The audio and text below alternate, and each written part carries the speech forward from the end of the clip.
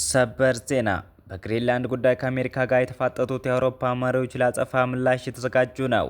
አውሮፓን ማስገደድ አይቻልም። የዴንማርክ ጠቅላይ ሚኒስትር የአሜሪካ ፕሬዝዳንት ዶናልድ ትራምፕ ግሪንላንድን ለመጠቅለል የያዙትን እቅድ እየተቃወሙ ባሉ የአውሮፓ ሀገራት ላይ ታሪፍ እንደሚጥሉ መዛታቸውን ተከትሎ አገራቱ ለአጸፋ ምላሽ የተዘጋጁ እንደሆነ ተገለጸ። አውሮፓውያን ሀገራቱ በመጪው ሐሙስ ስላሏቸው አማራጮች ለመወያየት አስቸኳይ ስብሰባ ጠርተዋል። ከአማራጮቹ አንዱ በአሜሪካ ምርቶች ላይ ታሪፍ መጣል ነው ተብሏል።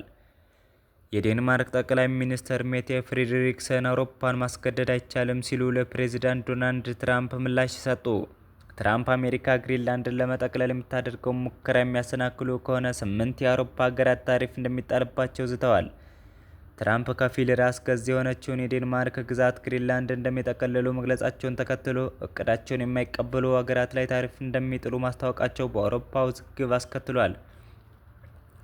ታሪፍ ይጣልባቸዋል የተባሉት 8 ሀገራት በጋራ ባወጡት መግለጫ የትራምፕ እቅድ አደገኛ አካሄድ ነው ሲሉ ኮንነዋል። ታሪፍ ለመጣል መነሳት ግንኙነትን ያሻክራል፣ ዴንማርክን እንዲሁም የግሪንላንድን ሕዝብ ሙሉ በሙሉ እንደግፋለን ብለዋል። የሰሜን አትላንቲክ የጦር ቃል ኪዳን ኔቶ አባል ሀገራቱ የአርክቲክን ደህንነት ለመጠበቅ ቁርጠኛ ነን ሲሉ አቋማቸውን ገልጸዋል።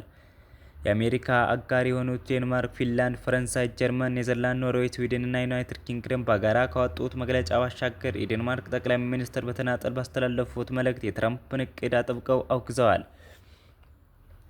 በፌስቡክ ገጻቸው ባሰፈሩት ጽሑፍም ግጭት የፈለግነው እኛ አይደለንም፣ እኛ ትብብር ነው የምንሻው፣ የተቀረው የአውሮፓ ስለደገፈን ደስተኛ ነን፣ አውሮፓን ማስገደድ አይቻልም ብለዋል። የአውሮፓ ህብረት አምባሳደሮች የአሜሪካው ፕሬዝዳንት ዶናልድ ትራምፕ በአውሮፓ አጋሮች ላይ ሊጥሉ ያሰቡትን የታሪፍ እቅድ እንዲተው ለማሳመን የሚያደርጉትን ጥረት ለማጠናከር ስምምነት ላይ መድረሳቸውን አስታውቀዋል። ታሪፉ ተግባራዊ የሚሆን ከሆነ ህብረቱ ያጸፋ ምላሽ ለመውሰድ የተዘጋጀ መሆኑን እሁድ ዕለት እንደተናገሩ የዜና ወኪሉ ሮይተርስ ዘግቧል።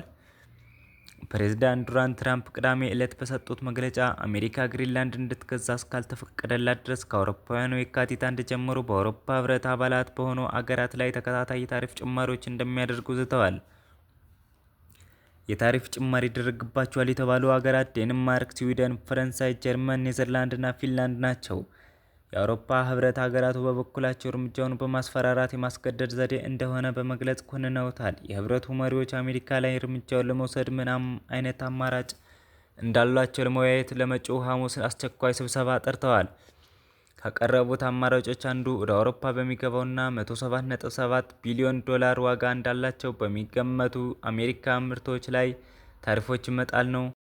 እስካሁን ድረስ ጥቅም ላይ ውሎ የማያውቀው አውሮፓ ህብረት የጸረ ማሳደድ እርምጃም በሌላ አማራጭነት ቀርቧል። ይህ እርምጃ አሜሪካ በአውሮፓ ህብረት ውስጥ ትርፍ በምታገኝባቸው የዲጂታል አገልግሎት፣ የኢንቨስትመንት፣ የባንክ ስራዎች ወይም የንግድ አገልግሎቶች ላይ ገደብን የሚጥል ነው።